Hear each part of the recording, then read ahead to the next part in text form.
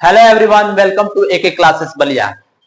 हम लोग class 10th के उस इम्पोर्टेंट टॉपिक के बारे में डिस्कस कर रहे हैं, पढ़ रहे हैं, जो क्लास 10th के 2026 के लिए बहुत ही इम्पोर्टेंट है। यानी कि हर साल पूछे जाने वाले क्वेश्चंस को हम लोग क्या कर रहे हैं, यहाँ पढ़ रहे हैं। तो अभी हम लोग बायोलॉजी से क्वेश्चन पढ़ रहे हैं जो हर साल एग्जाम में पूछे जाते हैं क्लास 10th के। तो आज का जो क्लास है हम लोगों के मनुष्य के पोषण के बारे में है। पढ़ते हैं कि मनुष्य का पोषण क्या होता है, मनुष्यों में पोषण होता कैसे है। ठीक है, तो हम लोग आज पढ़ने वाले हैं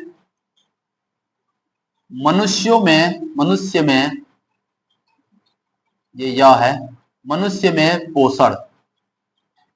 ठीक है, तो मनुष्य में पोषण कैसे होता है। तो देखिए, मनुष्य क्या करता है,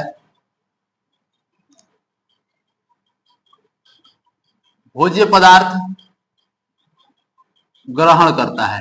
ठीक है, भोज्य पदार्थों का ग्रहण कर उसे सरल पदार्थ में अपघटित कर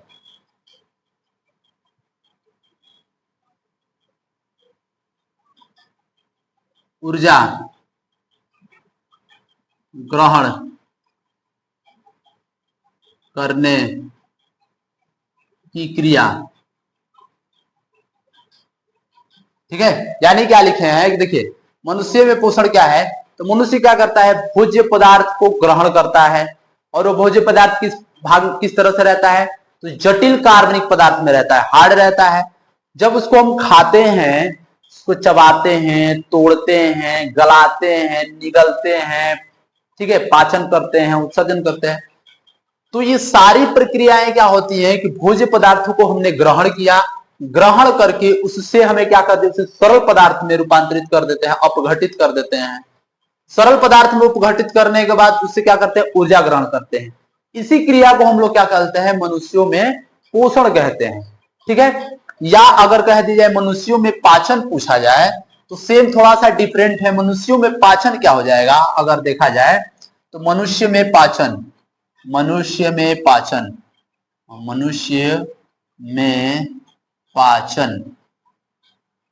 पाचन क्या हो जाएगा। देखिए कि हम लोग पाचन क्या कहते हैं, भोज्य पदार्थ को खाएं, तो भोज्य पदार्थ को खाएंगे तो क्या करेंगे, मुख में डालेंगे, चबाएंगे। तो क्या करेंगे, पाचन में पहला काम क्या करते हैं, चबाना, चबाएंगे। फिर क्या करेंगे, उस पे निगलेंगे, निगलना।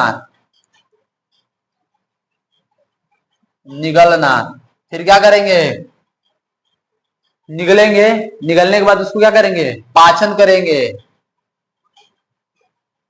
ठीक है, पाचन करेंगे, पाचन करने के बाद क्या करेंगे, उससे ऊर्जा का अवशोषण करेंगे, ऊर्जा का अवशोषण करेंगे, ऊर्जा का अवशोषण करेंगे। फिर क्या करेंगे, सारे भोज्य पदार्थ पच तो जाएंगे नहीं, सारे भोज्य पदार्थ को खाकर अपने शरीर में संग्रहित तो कर नहीं लेंगे। उसमें से कुछ खराब पदार्थ जो होते हैं, मतलब कि पच नहीं पाएंगे, उसको बाहर भी निकालते हैं। और अपचित पदार्थ को क्या करेंगे हम, अपचित पदार्थ को क्या करेंगे, उत्सर्जन कर देंगे। ठीक है, उत्सर्जन कर देंगे।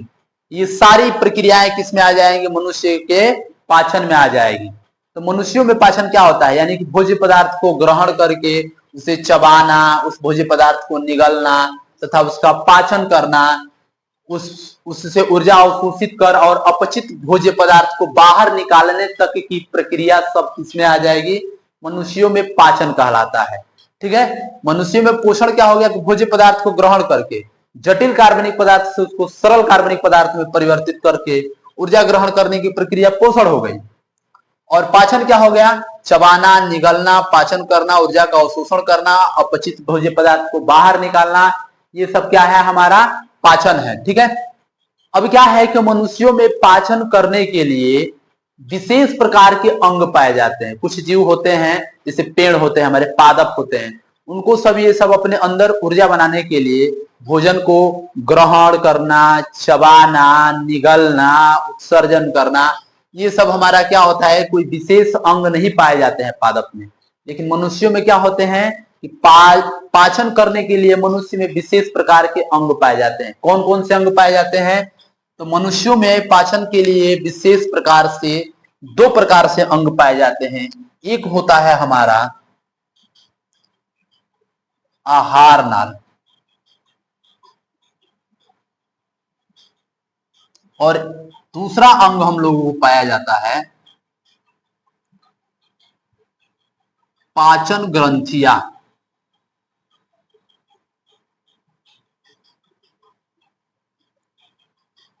ठीक है, तो मनुष्यों में इस भोज्य पदार्थ को पाचन करने के लिए विशेष अंग पाए जाते हैं। कितने प्रकार के विशेष अंग पाए जाते हैं?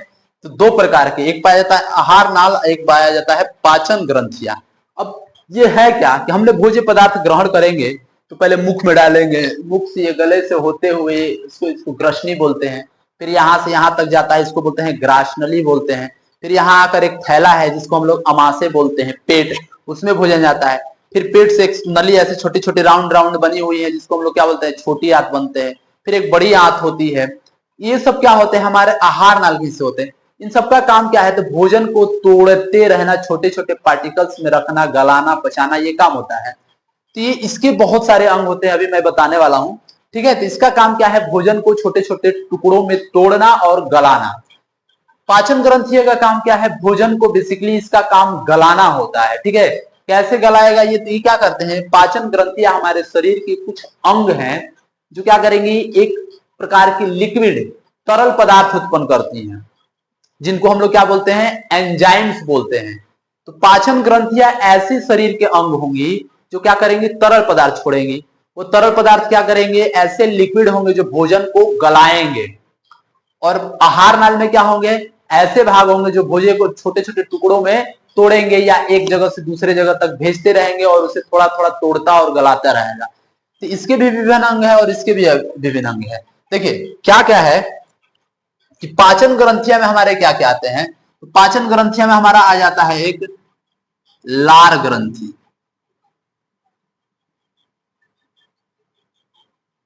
और दूसरा आ जाता है हमको यकृत, तीसरा आ जाता है आपका अग्नाशय, चौथा आ जाता है आपका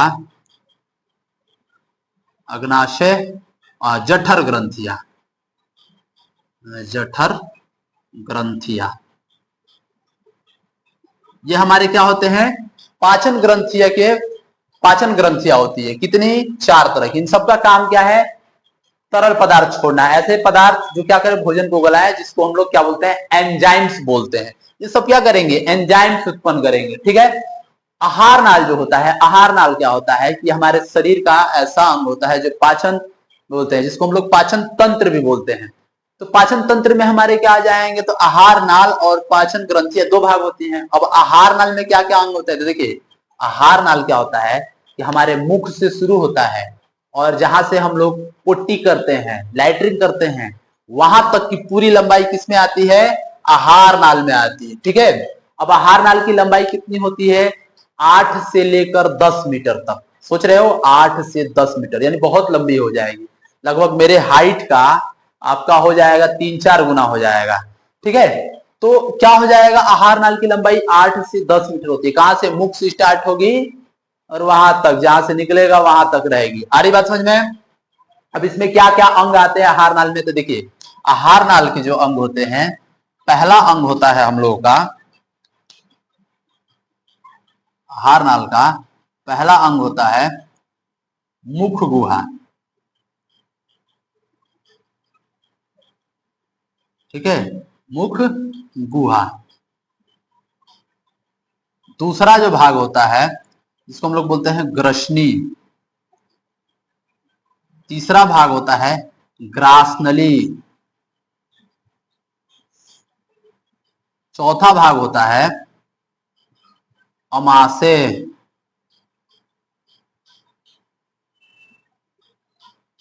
पांचवा जो होता है छोटी आंत,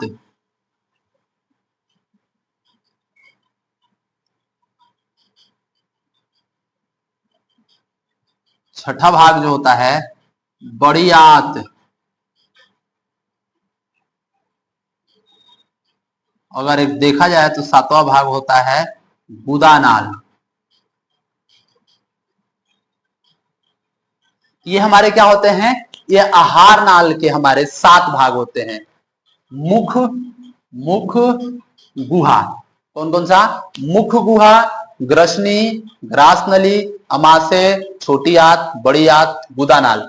और हमारे पाचन ग्रंथियां कितनी हो गई, 4 हो गई। ठीक है बच्चों, बच्चों देखिए एग्जाम को अच्छे से तैयारी करने के लिए आपको इन सब के बारे में डिटेल्स में तो पढ़ना ही है, लेकिन डिटेल्स में अगर आपको थोड़ा बहुत मिस्टेक भी रहेगा तो चलेगा, लेकिन आपको हेडिंग जो है कौन से किसके कौन कौन से पार्ट से हैं ये आपको अच्छे से याद रखना बहुत जरूरी है। क्योंकि अगर आपको आहार नाल के बारे में लिखना आएगा या मनुष्य के पाचन के बारे में लिखना आएगा, पाचन तंत्र के बारे में लिखना आएगा, तो आपको जब अंग ही नहीं पता रहेंगे उसके कितने अंग है और कौन कौन से अंग है, तो उसके बारे में लिखना आपके लिए क्या हो जाएगा, मुश्किल हो जाएगा। तो खास करके आप भाग याद रखिएगा, क्योंकि भाग याद रहेंगे तो उसके बारे में याद करना भी आपके लिए आसानी होगा।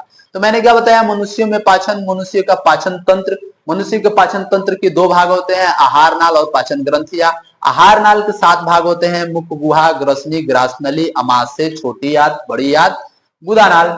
उसके बाद आपका होता है पाचन ग्रंथियां। पाचन ग्रंथियां में क्या जाएंगी, 4 तरह के अंग होते हैं, लार ग्रंथि, यकृत, अग्नाशय, जठर ग्रंथियां। ठीक है, ये सब हमारे क्या हो गए, भाग आ गए। अब इन सभी भागों को हम लोग क्या करेंगे, एक एक करके डिटेल्स में जानेंगे कि मुख गुहा, ग्रसनी क्या होती है, ये सब क्या होते हैं। ठीक है, तो इन सब के बारे में एक एक भाग करके पढ़ते हैं और जानते हैं कि ये क्या क्या चीजें होती है, मतलब इनमें क्या क्या लंबाई कितनी होती है, चौड़ाई कितनी होती है, क्या उत्पन्न करते हैं। ठीक है, थोड़ा सा आपको बता देते हैं। देखिए मुख गुहा क्या है, हम लोग का मुख, जिसमें से हम लोग भोजन ग्रहण कर रहे हैं। ग्रसनी क्या होगी, भोजन यहाँ से, ये जो गला है हम लोग का, यहाँ से यहाँ तक भाग जो होता है ये ग्रसनी होता है।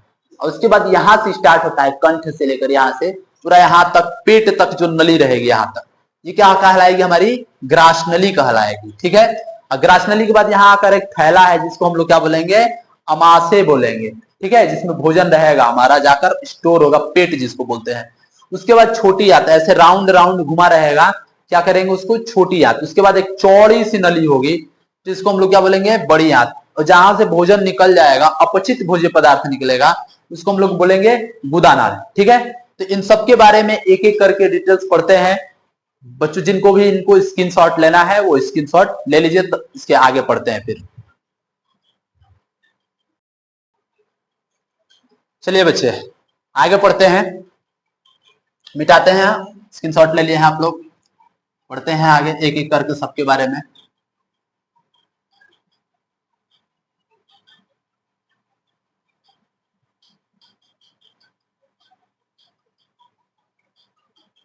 ठीक है,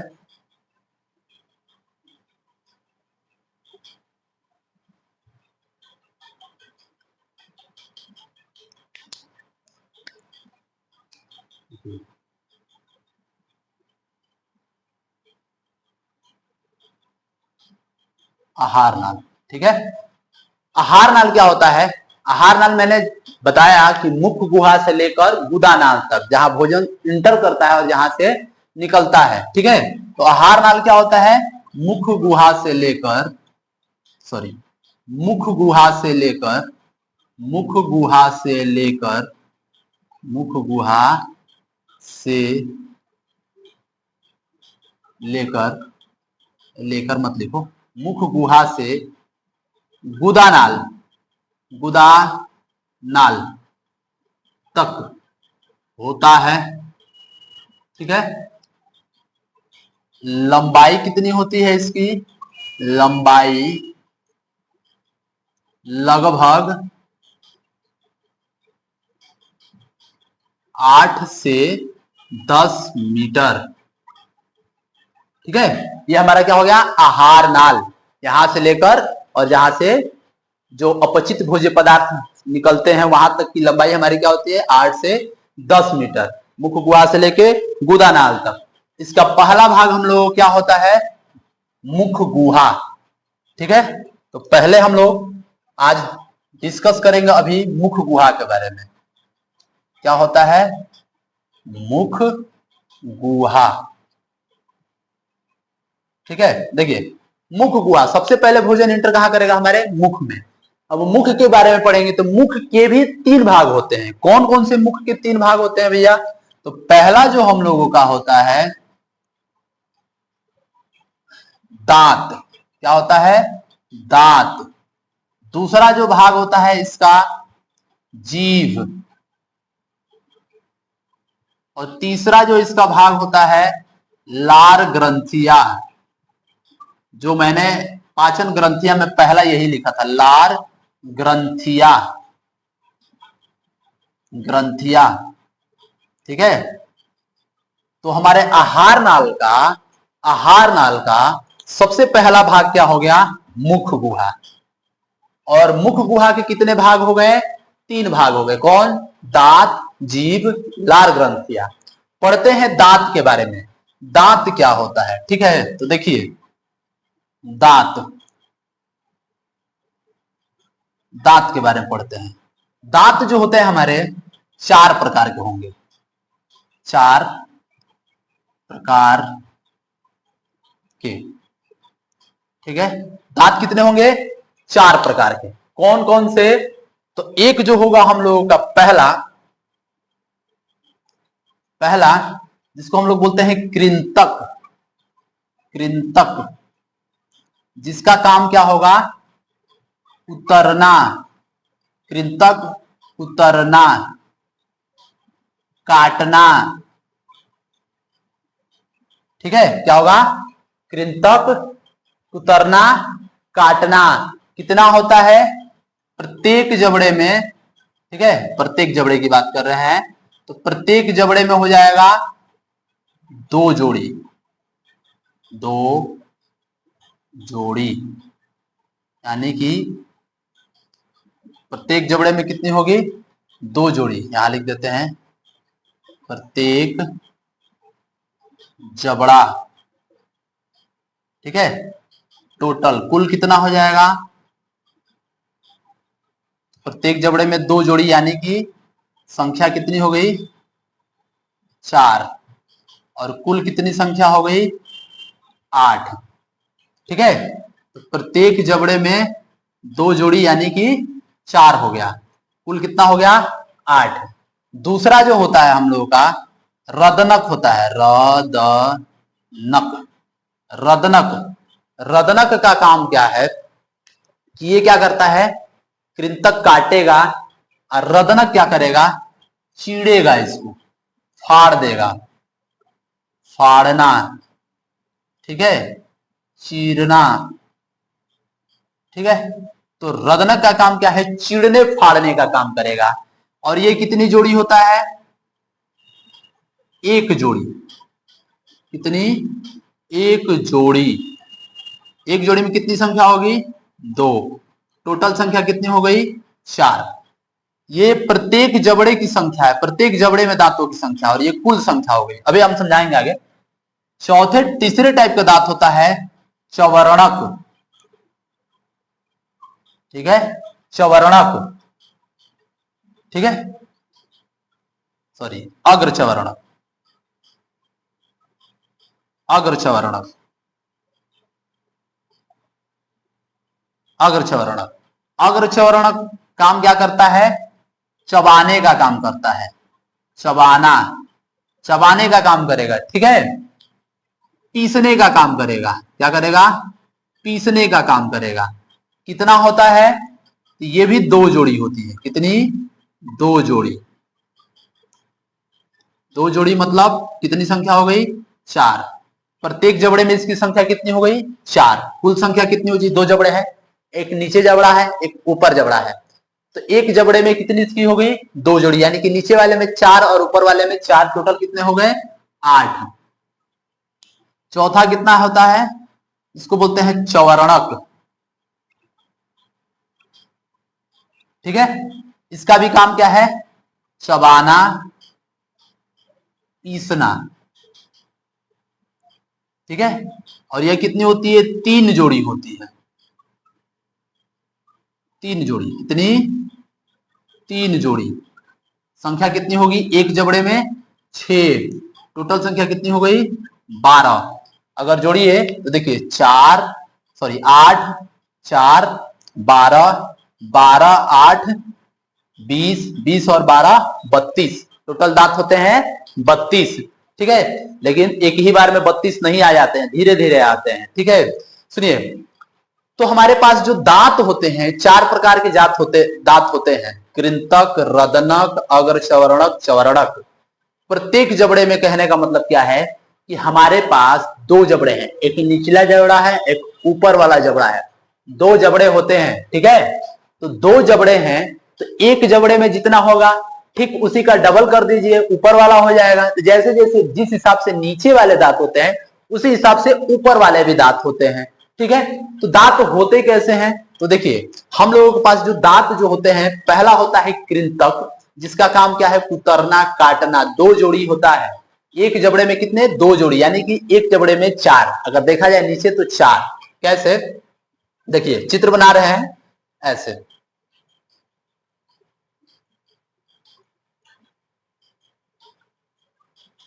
एक, दो, तीन, चार। ये क्या हो गए?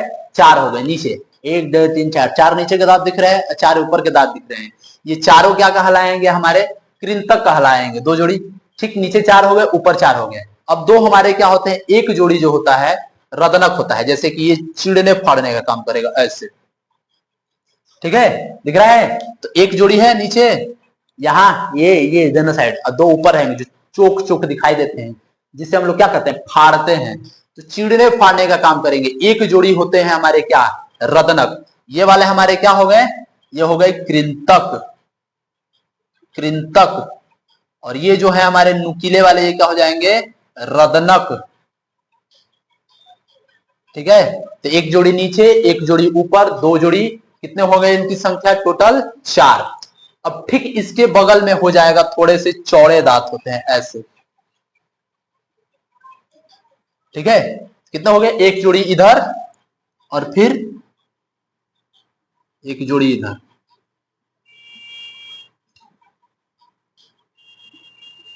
ये क्या हो गए हमारे? ये दोनों किस कौन से हो गए हमारे? अग्रचवर्ण। कितने हैं? 2 जोड़ी। दिख रहा है? एक जोड़ी इधर, एक जोड़ी इधर, 2 जोड़ी। और टोटल संख्या कितनी हो गई इसकी? 4। नीचे वाले एक जबड़े में, और 2 जबड़े में मिलाकर कितने हो जाएंगे? 8। तो कितना हो गया यहां हमारा? ये क्या हो जाएगा? अग्रचवर्णक। अग्रचवर्णक। ठीक है, उसके बाद क्या होते हैं? फिर इसके बगल में चौड़े चौड़े दांत इधर इधर। ठीक है, चौड़े चौड़े दांत होते हैं। कितने? ये हो गया 1, ये हो गया 2, और ये हो गया 3। ये 3 दिख रहे हैं, इसको हम लोग क्या बोलते हैं? चवर्णक। ठीक है, 3 इधर भी हैं तो 3 इधर भी रहेंगे।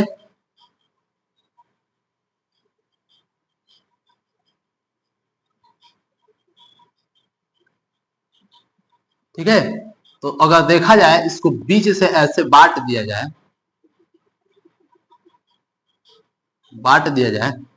तो देखिए, दिख रहा है? नीचे वाले में कितने हो गए? टोटल 4। कितने? 2 जोड़ी। फिर देखा जाए रदनक कितने हैं? नीचे 1 जोड़ी। फिर देखा जाए तो क्या हो जाएंगे? 1 जोड़ी इधर अग्रचवर्णक है, 1 जोड़ी इधर है, 2 जोड़ी। 3 इधर है, 3 इधर है, 3 जोड़ी। ठीक है, इस तरह से हमारे दांतों की संख्या होती है। कृंतक, रदनक, अग्रचवर्णक, चवर्णक। कृंतक 4 नीचे के, 4 ऊपर के, टोटल कितने हो गए? 8।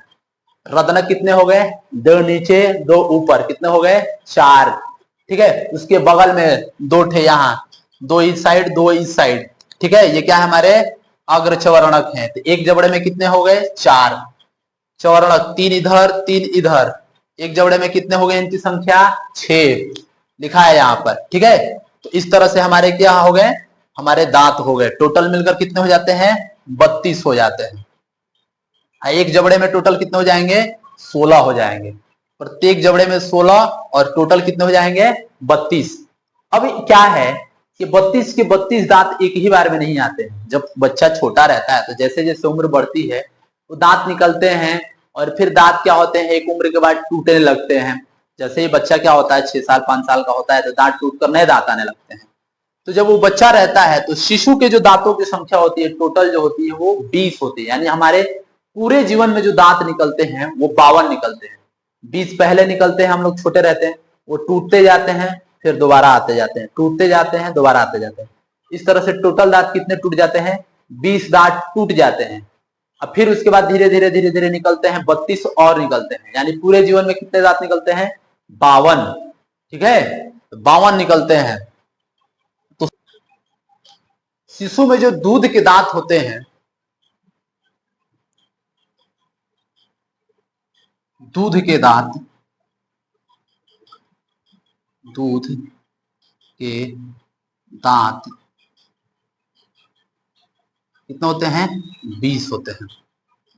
तो जो दूध के दांत निकलते हैं वो कितने निकलते हैं हमारे? 20 निकलते हैं दूध के दांत। ठीक है, 20।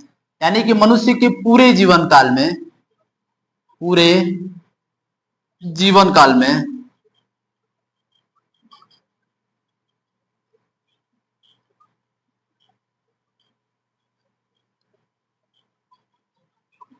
दांतों की संख्या कितनी हो जाती है? 52। ठीक है, 20 पहले निकलते हैं, टूट जाते हैं, फिर 32 निकलते हैं, टोटल कितनी हो जाती है? 52 हो जाती है।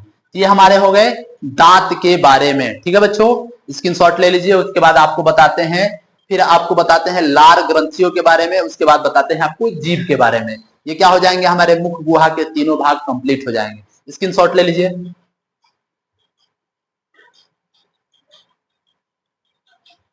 ठीक है, चलिए, ये हमारे दांत के बारे में हो गए। अब पढ़ते हैं लार ग्रंथियों के बारे में।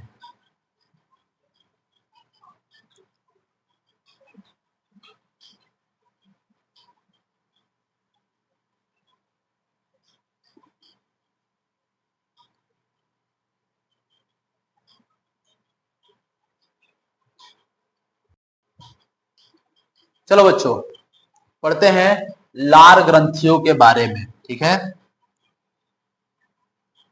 लार ग्रंथियां।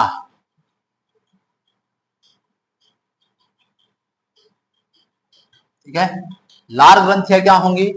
तो लार ग्रंथियां क्या होती हैं? हमारे मुख से, मुख में होती हैं, मुख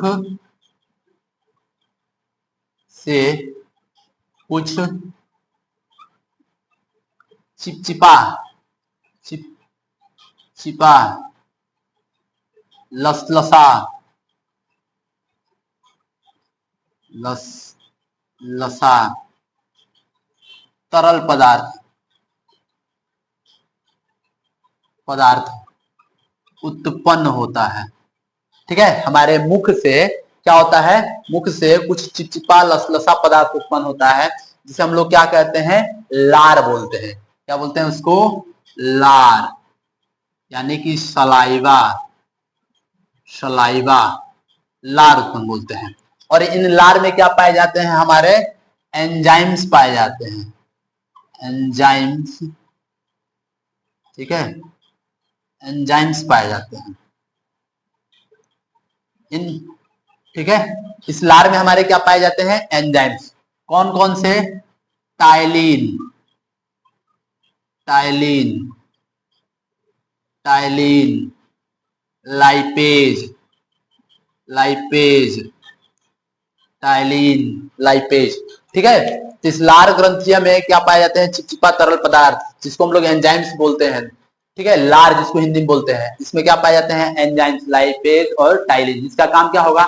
भोजन को ये क्या करेंगे? लसलसा बनाएंगे, चिपचिपा बनाएंगे, जिससे भोजन लसलसा चिपचिपा मुलायम हो जाएगा, तो हमारे गले में आसानी से सरकते हुए क्या करेगा? वो अमाशय पेट तक जाएगा। ठीक है, इसका काम होता है लार को। हमारे मुख में कितनी जोड़ी पाई जाती है लार ग्रंथियां? 3 जोड़ी लार ग्रंथियां पाई जाएंगी। कितनी? 3 जोड़ी, जोड़ी लार ग्रंथियां। कितनी? 3 जोड़ी लार ग्रंथियां। ठीक है, लार ग्रंथियां। तो 3 जोड़ी लार ग्रंथियां पाई जाएंगी। ठीक है, कौन कौन सी? पहली हो जाएगी अधो हनु, ठीक है। एक हो जाएगी अधो हनु, दूसरी हो जाएगी अधो अधो जीवा, ठीक है।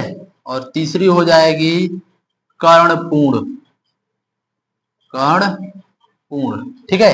तीन तरह की हमारी लार ग्रंथियां होती हैं, तीन जोड़ी लार ग्रंथियां होती हैं, अधोहनु, अधोजीवा, कर्णपूर्ण। ये सब क्या करेंगे, एंजाइम्स उत्पन्न करेंगे, टाइलिन और लाइपिज। क्या करेगा, भोजन को लसलसा चिपचिपा बनाएगा, जिससे वो क्या होगा, आसानी से सरक सके। कर्णपुर क्या होता है, कर्ण मतलब कानों के पास। देखेंगे हमारा जो गाल है, ये गाल अंदर से देखेंगे तो चिपचिपा दिखाई देता है। क्या दिखाई देता है, चिपचिपा। यहाँ क्यों दिखाई देता है, क्यों वहां पर हमारी क्या होती है, लार ग्रंथियां होती है, ठीक है। कौन सी लार ग्रंथि होती है, कर्णपुर होती है, कान के पास, यहाँ अंदर से गाल पे, ठीक है। कितनी, एक जोड़ी। उसके बाद हमारी होती है अधोहनु। अधोहनु क्या होती है, ये देखेंगे ऊपर, यहाँ जीभ के ऊपर, जीभ के नीचे, यहाँ जो होती है चिपचिपा दिखाई देता है, ये क्या होती है, अधोहनु होती है। उसके बाद होता है हमारा अधोजीवा। अधोजीवा कहाँ होता है, जीभ को उठाएंगे ना, जीभ के नीचे देखिएगा, हाँ हाँ, जीभ के नीचे क्या होता है हमारा, लसलसा दिखाई देता है, लार ग्रंथियां जो होती है उसमें पाई जाती है। तो जीभ के नीचे जो होता है एक जोड़ी होती है, कौन सी, अधोजीवा होती है। क्या उत्पन्न करेंगे हमारे, लार। और लार क्या होता है कि प्रतिदिन प्रतिदिन हम लोग क्या करते हैं, 1 से लगभग 1.5 लीटर लार सलाइवा उत्पन्न करते हैं हम लोग,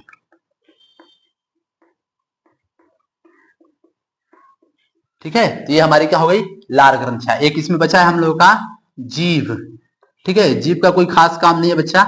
जीभ में क्या होगा, पहला काम क्या है, भोजन को लार के साथ मिलाना, ठीक है।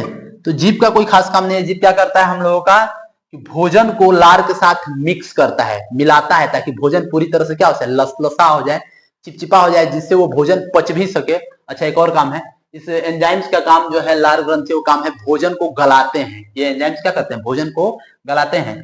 तो जीभ का काम क्या है, भोजन और लार को मिक्स करता है, मिलाता है। दूसरा काम क्या है, जीभ का काम स्वाद बताता है, स्वाद को बताना, ठीक है।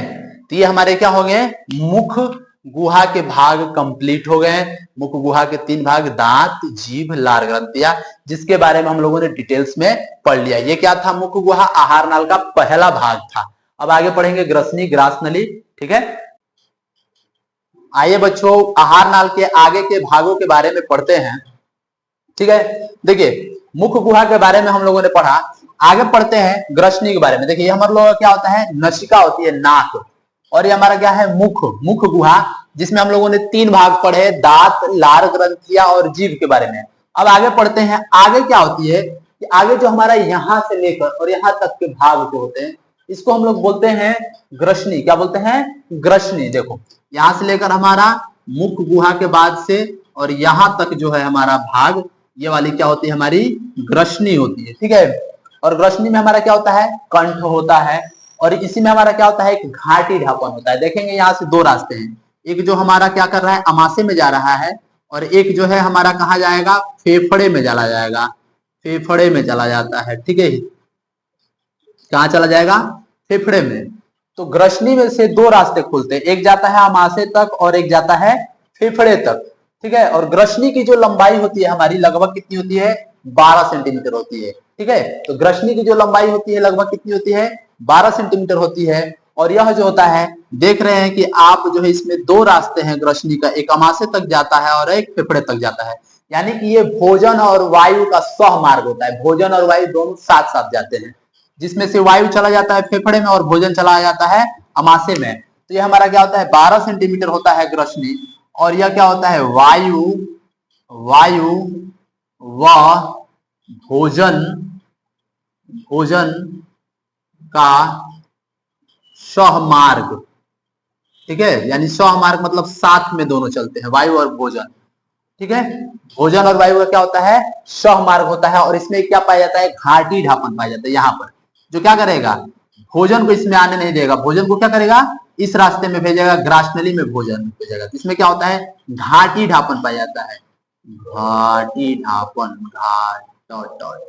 घाटी ढापन, ठीक है। इसमें पाया जाता है घाटी ढापन, ठीक है। तो ग्रसनी का कोई खास काम नहीं है, ये क्या करेगा, इसकी 12 सेंटीमीटर लंबाई होगी, ये वायु और भोजन का सहमार्ग होता है, और इसमें घाटी ढापन पाया जाता है, ठीक है।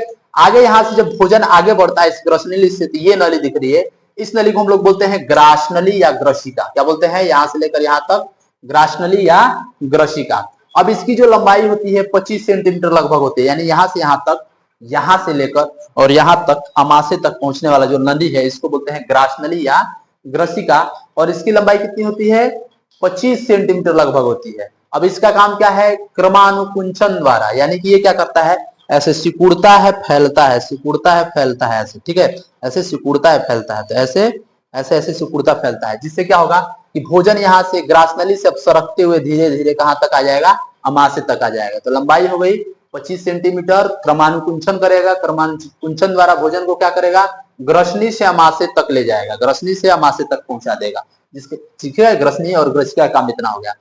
आगे जो होता है हमारा अमाशय, जिसको हम लोग पेट बोलते हैं, यहाँ आएगा। अब भोजन कहाँ पहुंच गया, अमाशय में पहुंच गया। अब अमाशय में पहुंचेगा तो क्या होगा, तो देखिए अमाशय जो होता है ना, इसमें हमारे भोजन का मैक्सिमम पाचन जो होता है अमाशय में हो जाता है, इसी में हमारा भोजन 3 से 4 घंटे तक रहता है। और इसकी जो ये जो देखेंगे तो आप ये एक तरफ से जे के आकार का दिखता है, ठीक है, जे के आकार का दिखता है। तो अमाशय जो होती है हमारा क्या होता है, एक मांस का थैला होता है जो जे के आकार का दिखता है। तो लिखे हैं जे के आकार की थैलीनुमा संरचना होती है, जे के आकार की थैलीनुमा संरचना होती है, जिसकी लंबाई क्या होती है, 25 सेंटीमीटर होती है। लंबाई क्या होगी, 25 सेंटीमीटर, और चौड़ाई जो होती है इसकी 8 सेंटीमीटर होती है, ठीक है। अब इस अमाशय में क्या होते हैं कि बहुत सारे ऐसे इसमें दाने दाने दानेदार जैसे, ठीक है, क्या पाई जाती है, हमारी जठर ग्रंथियां पाई जाती हैं। क्या पाई जाती हैं, जठर ग्रंथियां, ठीक है। जैसे नहीं होता है कि खेत को जोत दिया जाए तो खुरदुरा हो जाता है, तो वैसे ही इसकी सतह होती है अमाशय के अंदर से, जिसमें हमारे क्या होते हैं, जठर ग्रंथियां होती हैं। और जठर ग्रंथियों से क्या निकलता है, जठर रस का स्रावण होता है, जठर रस निकलते हैं। और जठर रस में क्या पाए जाते हैं, हमारे HCl पाए जाते हैं, हाइड्रोक्लोरिक एसिड पाए जाते हैं, जिससे उस हाइड्रोक्लोरिक एसिड में हमारे क्या मिलते हैं, पेप्सिन और रेनिन मिलते हैं। ये क्या है, एंजाइम से। तो उस HCl में पेप्सिन और रेनिन नामक क्या होते हैं, हमारे एंजाइम्स उत्पन्न करते हैं, जो क्या करते हैं, भोजन को पचाने में मदद करते हैं। इसमें भोजन आ गया, उसको गलाएंगे, उसको पचाएंगे, कौन, HCl, जिसमें पेप्सिन और रेनिन होगा, उसको पचाकर, और उस भोजन को कैसा बना देंगे, अम्लीय बना देंगे। क्या बना देंगे, अम्लीय बना देंगे। और क्या करेंगे कि उस भोजन में जितने भी हमारे हानिकारक कीटाणु होते हैं उनको वो क्या करता है, नष्ट कर देता है HCl, ठीक है। उसके बाद क्या करता है कि अमाशय के जो होते हैं 4 भाग होते हैं। कौन कौन से होता है, कार्डियक, फंडिक, पाइलोरिक और शेषाग्र। इसके क्या होते हैं, अमाशय के 4 भाग होते हैं, ठीक है। तो भोजन जो होता है, देखेंगे कि हम लोग को कभी कभी क्या होती है, एसिडिटी हो जाती है, एसिडिटी होती है, पेट में जलन होता है। किस कारण होता है, कि हम लोग भोजन खाए नहीं रहते हैं, पेट में कोई अन्न का दाना नहीं रहता है, तो HCl जब निकलता है तो ये एक एसिड होता है जो हमारी पेट की सतह पर गिरता है, तो पेट में क्या होती है, जलन होने लगती है, ठीक है। उसी को कम करने के लिए हम लोग क्या करते हैं, मिल्क ऑफ मैग्नीशिया इनो पीते हैं, ठीक है, जो क्या होता है, क्षारीय होता है, जिससे हमारा क्या होता है, क्योंकि क्षार जो होता है अम्ल के प्रभाव को नष्ट कर देता है, जिससे हमारे पेट में जलन कम हो जाती है, ठीक है। अब आते हैं, अब भोजन यहां से कहां पहुंचेगा, ग्रहणी में पहुंचेगा। ग्रहणी जो होता है ये छोटी आंत का ही हिस्सा माना जाता है इस ग्रहणी को, क्योंकि यहाँ से छोटी आंत शुरू हो जाती है, ये राउंड राउंड जो दिख रहा है, तो ग्रहणी जो होता है छोटी आंत का हिस्सा होता है। अब ग्रहणी जो होता है सी के आकार का होता है, देखेंगे यहाँ से ऐसे सी के आकार का है, यहां से लेकर यहां तक का भाग जो है ग्रहणी है, ठीक है, ये सी के आकार का होता है। और देखेंगे इसमें क्या होते हैं, कायम को मतलब क्या है कि इस अमाशय में भोजन पच कर क्या हो जाता है, कायम बन जाता है। अब वो पच कर गल कर एकदम क्या बन जाता है, कायम बन जाता है, लुगदी हो जाता है, उसी लुगदी को हम लोग कायम बोलते हैं। अब वो कायम क्या करेगा, इस ग्रहणी में पहुंचेगा। अब ग्रहणी में पहुंचेगा ना, तो ग्रहणी में 2 चीजें जुड़ी रहती है। एक जुड़ा रहता है हमारा यहाँ क्या जुड़ा रहता है, यकृत जुड़ा रहता है। क्या जुड़ा रहता है, यकृत जुड़ा रहता है। किससे? इस ग्रहणी से। और फिर इसके ठीक इधर से जुड़ा रहता है हमको पेनक्रियाज, जिसको बोलते हैं अग्नाशय। इसमें एक और चीज जुड़ा रहता है इस ग्रहणी में हमारा, अग्नाशय जुड़ा रहता है। क्या जुड़ा रहता है? अग्नाशय।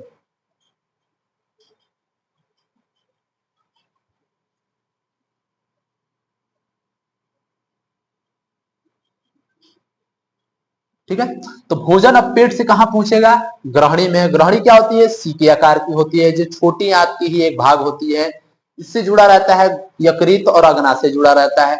यकृत से क्या होते हैं? हमारे लीवर जो होता है, लीवर से आता है हमको पीत रस। ठीक है, और अग्नाशय जुड़ा रहता है, अग्नाशय से आता है अग्नाशय रस। अब इससे भोजन पहुंचेगा ग्रहणी में, तो भोजन पेट से आएगा अम्लीय, और ग्रहणी में पहुंचेगा तो क्या हो जाएगा? क्षारीय हो जाएगा। कौन कर देगा क्षारीय? यकृत से पीत रस और अग्नाशय से अग्नाशय रस उस भोजन को क्या करेंगे? क्षारीय बना देते हैं। लिखे हैं मैंने यहाँ, कायम को क्या करेगा? इसमें से पचा हुआ भोजन कायम कहलाएगा। कायम को यकृत क्या करेगा? पीत रस द्वारा उत्पन्न करेगा, और अग्नाशय से अग्नाशय रस निकलेगा। ये दोनों मिलकर क्या करेंगे? भोजन को क्षारीय बना देंगे, और इसमें वसा का पाचन कर देंगे। जो फैट रहेगा उसको क्या करेंगे? ये पीत रस और अग्नाशय रस फैट को, चर्बी को, ऑयली चीज को पाचन करते हैं। अब यहां से भोजन पहुंचेगा हमारा कहाँ? छोटी आंत में। ये छोटी आंत में पहुंचेगा, ये राउंड राउंड जो होता है छोटी आंत में पहुंचेगा। छोटी आंत क्या होता है? भोजन के पाचन का मुख्य केंद्र होता है। अब जो भोजन पेट में नहीं पच पाता है, छोटी आंत क्या करता है? उसको निचोड़ कर पूरी तरह से गला वला कर छोटी आंत पूरी तरह से उस भोजन का पाचन कर देता है। ठीक है, इसीलिए हम कह सकते हैं कि भोजन का पाचन का मुख्य केंद्र है छोटी आंत। क्या करेगा? अमाशय से तो बच भी जाएंगे, लेकिन छोटी आंत उसको छोड़ेगा नहीं, पूरा पचा के मानेगा। इसीलिए छोटी आंत क्या होता है? भोजन का पाचन का जो है मुख्य केंद्र माना जाता है। और इस छोटी आंत की जो लंबाई होती है लगभग 6 से 7 मीटर होती है। 6 से 7 मीटर, समझ रहे हैं कितना लंबा हो जाएगा? मतलब हमारे 3-4 गुना हो जाएगा। ठीक है, 6 से 7 मीटर जो होती है इसकी लंबाई होती है, और चौड़ाई जो होती है 2.5 सेंटीमीटर होती है। और ये बहुत ज्यादा कुंडली नुमा होती है छोटी आंत। ठीक है, और इस छोटी आंत में क्या होते हैं कि रसांकुर पाए जाते हैं। क्या पाए जाते हैं? रसांकुर। रसांकुर होते क्या है कि यह जैसे घास का मैदान हो गया ना, उसी तरह से अंदर से बहुत सारे जो इसकी रसांकुर पाए जाते हैं। समझ लो घास का एक छोटा सा खेत है, तो इसी तरह इसकी सतह होती है अंदर से, जिसको हम लोग क्या बोलते हैं? रसांकुर बोलते हैं। इंग्लिश में इसको विली बोलते हैं। ठीक है, अब यहाँ से छोटी आंत से होते हुए भोजन कहाँ पहुंचेगा? यहाँ तक छोटी आंत का हिस्सा है, यहाँ से बड़ी आंत में पहुंचेगा भोजन। कहाँ पहुंचेगा? बड़ी आंत में। देखिए, छोटी आंत और बड़ी आंत के बीच में एक ज्वाइंट होता है, इसको हम लोग परिशेषिका बोलते हैं। क्या बोलते हैं इसको? परिशेषिका। शेषिका। ठीक है, परिशेषिका बोलते हैं। ठीक है, इसका कोई खास काम नहीं है। परिशेषिका होता है कि जब छोटी आंत में पूरी तरह भोजन पच जाता है तो यहाँ से बड़ी आंत में पहुंचता है। बड़ी आंत में पहुंचने से पहले यहाँ पर एक ज्वाइंट है जिसको हम लोग परिशेषिका बोलते हैं।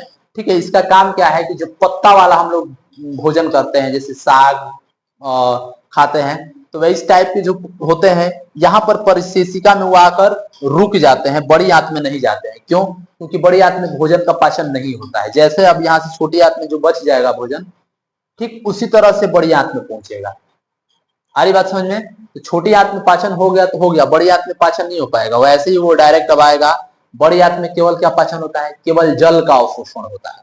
इसीलिए जो पत्ती वाली चीजें जो छोटी आंत से और अमाशय से नहीं पच पाती है, यहाँ परिशेषिका में आकर रुक जाती है, यहीं पर रुक जाता है। ठीक है, अब बड़ी आंत में पहुंचता है भोजन। बड़ी आंत में भोजन पहुंचेगा तो बड़ी आंत में तो आते आते भोजन का पूरा पाचन हो चुका रहता है यहाँ से। अब जो बचा खुचा भोजन में क्या बचा रहेगा पाचन? तो जल बचा रहेगा। तो बड़ी आंत क्या करेगा? इसकी लंबाई जो है कितनी होगी? 1.5 यानी 1.5 मीटर होता है, सेंटीमीटर नहीं, सॉरी। बड़ी आंत की लंबाई जो होती है 1.5 मीटर होती है। इसकी लंबाई होगी 1.5 मीटर, और ये क्या करेगा? 4.7 सेंटीमीटर चौड़ा होता है। और यह भोजन, अब जो पचा उचा भोजन रहेगा, उस पचे हुए भोजन से सारा तो एनर्जी निकल चुका है, तो ये क्या निकालेगा? तो बड़ी आंत उससे जल निकालता है, खींचता है जल उससे। ठीक है, तो ये जल का अवशोषण कर लेता है बड़ी आंत। अब तो भोजन क्या हो गया? पूरी तरह से पच गया। अब पूरी तरह से पचने के बाद भोजन कहाँ पहुंचेगा हमारे, ये बड़ी आंत है, यहाँ से चौड़ा वाला हिस्सा बड़ी आंत, यहाँ से आकर अब पहुंच जाएगा मलाशय में। ठीक है, मलाशय में पहुंचेगा। तो मलाशय में क्या होता है, जो गुद्दा होता है, ठीक है, मलाशय बड़ी आंत का अंतिम भाग होता है। इस मलाशय का एक अंतिम भाग होता है जिसको हम लोग गुदानाल बोलते हैं, उसकी 6 से 7 सेंटीमीटर लंबाई होती है। तो मलाशय क्या होता है, बड़ी आंत का ही एक छोटा सा भाग होता है, अंतिम हिस्सा होता है, जो क्या होता है 15 सेंटीमीटर, लगभग 15 सेंटीमीटर लंबा होता है। और जल का क्या होता है, अवशोषण इसमें किया जाता है। और बड़ी आंत से जो जल का बचा कुछ अवशोषण बच गया होगा वो कौन कर लेगा, अब मलाशय कर लेगा। और क्या करेगा, अब जो अपचित भोज्य पदार्थ रहेगा उसे बाहर निकाल देगा। आ रही बात समझ में। ये हमारा क्या हो गया, आहार नाल, यानी कि पाचन तंत्र के बारे में हम लोगों ने पूरी तरह से पढ़ लिया है। ठीक है, तो हम लोगों ने पढ़ा आज पाचन तंत्र। पाचन तंत्र के भाग हम लोगों ने जाने 2 तरह की होती है, एक होती है लार ग्रंथियां और एक होता है हमारा आहार नाल। आहार नाल में हम लोगों ने पढ़ा कि इसके मुख्यतः 7 भाग होते हैं। ठीक है, कौन कौन से भाग होते हैं, तो मुख गुहा होता है, फिर हमारी ग्रसनी होती है, फिर हमारी ग्रासनली या ग्रसिका होती है यहाँ से यहाँ तक, फिर अमाशय होता है, अमाशय के बाद छोटी आंत होती है, ऐसे ऐसे राउंड करके, छोटी आंत के बाद हमारी बड़ी आंत होती है, उसके बाद मलाशय होता है, ये हमारी ग्रहणी होती है। ये हमारे क्या है, आहार नाल के यानी कि पाचन तंत्र के भाग है, जिसके बारे में हम लोगों ने डिटेल्स में पढ़ लिया है। और बच्चों, अगर आप ऐसे ही और वीडियो चाहते हैं अच्छे से मैं वीडियो बनाऊं ताकि आपके एग्जाम की अच्छे से तैयारी हो सके, तो मेरे चैनल को सब्सक्राइब और लाइक कर लीजिए ताकि आगे के वीडियो का नोटिफिकेशन आप तक पहुंचते रहे। तब तक के लिए जय हिंद, जय भारत।